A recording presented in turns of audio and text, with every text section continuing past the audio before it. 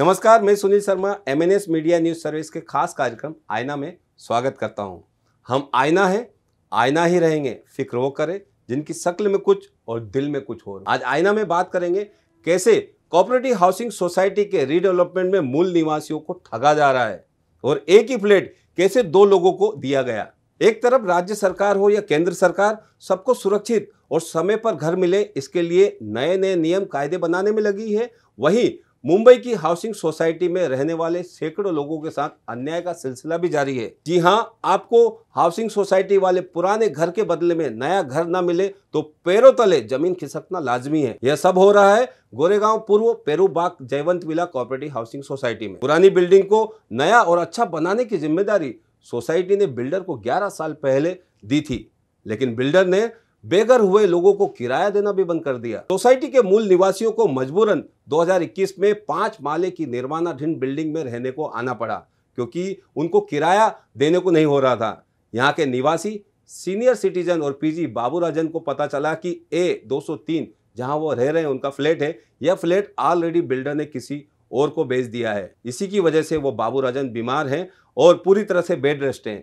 उनके बेटे ने अपनी पीड़ा बताते हुए मुख्यमंत्री और मुंबई पुलिस कमिश्नर से न्याय की गुहार की है।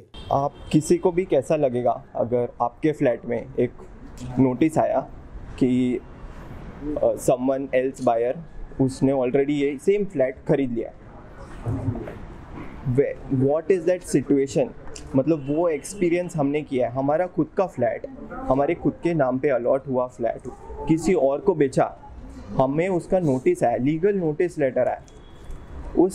उस बेसिस पे मेरे पिताजी, मी माई सेल्फ दर्शन और मेरे पिताजी, he was a senior citizen. ये सब हैंडल करने का स्ट्रेस उनको नहीं है। फाइनेंशियली भी पूरा एक पे लोड आता है। इट इज़ ऑलरेडी, इन्होंने सबने एक्चुअली पॉइंट अपना अपना निकाला है। This is not correct. अपना फ्लैट किसी और को देना, स्ट्रेस होके लिटरली बेड रिडन है वो। हमने इतना फॉलोअप किया है पुलिस के साथ, पर कुछ एक्शन होता, पर कुछ रिस्पॉन्स होता, then at least we would be assured, क्योंकि दिस इज़ आवर फ्लैट। ये अपना फ्लैट है, ये इनका फ्लैट है, हम हमारे फ्लैट के हक के लिए लड़ रहे हैं। तो संजय पांडे सर और please Uddhav Thackeray ji, please provide justice to all such people. यहाँ के लोगों ने घर का सपना देखा था, लेकिन मामला अधर में अटका है। बिल्डर के अधूरे काम का फिलफुल कर रहने लायक बिल्डिंग बनाने का प्रयास यहाँ की कोऑपरेटिव हाउसिंग सोसाइटी के पदाधिकारी कर रहे हैं। सोसाइटी के पदाधिकारियों ने न्याय की गुहार लगाई है और भविष्य में जल्द सख्त कार्रवाई नहीं हुई तो आंदोलन और सड़क पर आने की बात भी कही है। क्या कुछ कहा पदाधिकारियों ने, दिखाते हैं। माझं नाव आहे यशवंत परशुराम पाटील। मी या बिल्डिंगचा म्हणजे जयवंत विला सोसायटीचा चेअरमन आहे 2018 पासून। परंतु ही बिल्डिंग जी आमची आहे 2013 पासून रिडेव्हलपमेंटला गेली होती आणि मी जवळपास थोडाफार तरी त्याला कनेक्टेड होतो। पण 2013 नंतर जे कामाची सिच्युएशन होती, विकासक श्री महेंद्र सावंत अक्षय स्थापत्य, त्यांनी कामाच्या बाबतीत एवढा ढिलेपणा चालवला का लोक एवढी परेशान झाली का शेवटी लोकांचं 2018ला त्यांनी भाडं बंद केलं आणि काहीच वर्षांनी लॉकडाऊन झालं। त्या लॉकडाऊनमुळे लोकांना खायचे वांदे आहेत, तर ते रेंट कुठून भरणार? तशाही परिस्थितीत लोकांनी त्याला सपोर्ट करून बिल्डिंगचं काहीतरी प्रमाणात काम करा म्हणून सांगितलं, ते पण त्यांनी केलं नाही।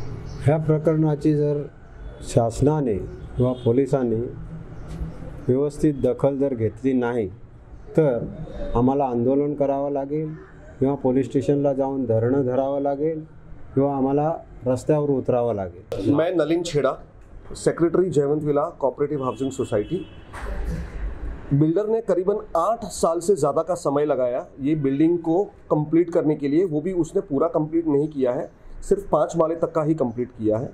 छठा और 7वां माला बनाने के लिए जो है हर टाइम एक्सक्यूजेस देता रहा। परमिशन नहीं है, परमिशन के नाम पे ये नहीं है, परमिशन का नाम पे वो नहीं है, रोड का डिस्क्लोजर नहीं है, रोड का GDR नहीं है, वगैरह वगैरह। 2018 से उसने जो है रेंट देना बंद कर दिया। उसके बावजूद भी हम ये बिल्डर को सब तरह से कॉपरेट करते रहे।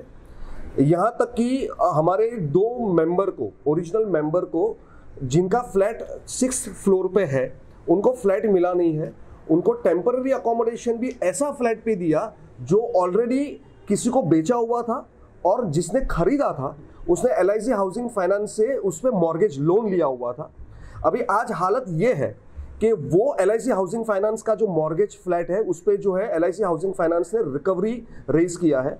यानी वो 2 मेंबर को कुछ 1 महीने तक का टाइम मिला है, 20-25 दिन का टाइम मिला है घर खाली करने के लिए। ये मेंबर के पास मूल निवासी है। शासन से यही अपील है कि हमारी मुश्किलों को सुने, हमारी कंप्लेन को सुने, हमें एक तसल्ली दें कि इस कंप्लेन के अगेंस्ट में, बिल्डर के अगेंस्ट में, कंप्लेन के लिए बिल्डर के अगेंस्ट में कुछ कार्रवाई हो। अगर ऐसा नहीं होता है तो मजबूरन जो है हमें आंदोलन करना पड़ेगा। हम पुलिस स्टेशन में धरना करेंगे। शासन के सामने ये बात लाने के लिए हमें अगर धरना भी करना पड़ा, हमें पुलिस स्टेशन में बैठना पड़ा, या हमें अनशन पे भी बैठना पड़ा, तो हम वो भी करेंगे। बारिश में यहाँ के निवासियों को परेशानी का सामना करना पड़ता है। साथ ही जो लोग नए खरीदार हैं वह भी इस पर न्याय चाहते हैं और सोसाइटी को पूरा सपोर्ट करने को तैयार है। दिलीप जोशी। हाँ, आपने यहाँ पे फ्लैट खरीदा, किससे खरीदा, कब खरीदा, ये बताओ।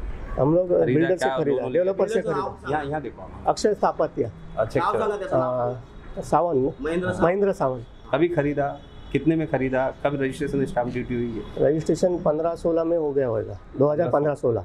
ठीक है, इसने अभी पोजीशन दिया, रेरा नहीं पोजीशन दिया नहीं, ओसी नहीं मिला, 6th फ्लोर 7th फ्लोर बना नहीं है। हमारा फ्लैट रेडी है, उसमें थोड़ा सा लीकेज का प्रॉब्लम है। अभी बारिश में पूरा लीकेज हो जाएगा, इसलिए मैं प्लम्बर को लाया है दिखाने के लिए। सोसाइटी का फेवर करेंगे ना, लॉ टर्म्स जो होगा, लीगल काम है, वो किसका सपोर्ट करेगा? सोसाइटी का करेंगे ना, क्योंकि हमको रहना है ना उधर। अब इस पूरे प्रकरण में देखा जाए तो बिल्डर की बड़ी भूमिका है और इस वजह से यहाँ के लोग अन्य मुंबईकरों को अपील करते हैं कि ऐसे बिल्डरों से सावधान रहें। अब देखना दिलचस्प होगा कि मुंबई पुलिस इसमें क्या कार्रवाई करती है। ऐसे हमने वनराई पुलिस स्टेशन के वरिष्ठ अधिकारी राजेश नंदीपट से बात की। इस पर पूरी जांच कर कार्रवाई करने का हमें आश्वासन दिया है।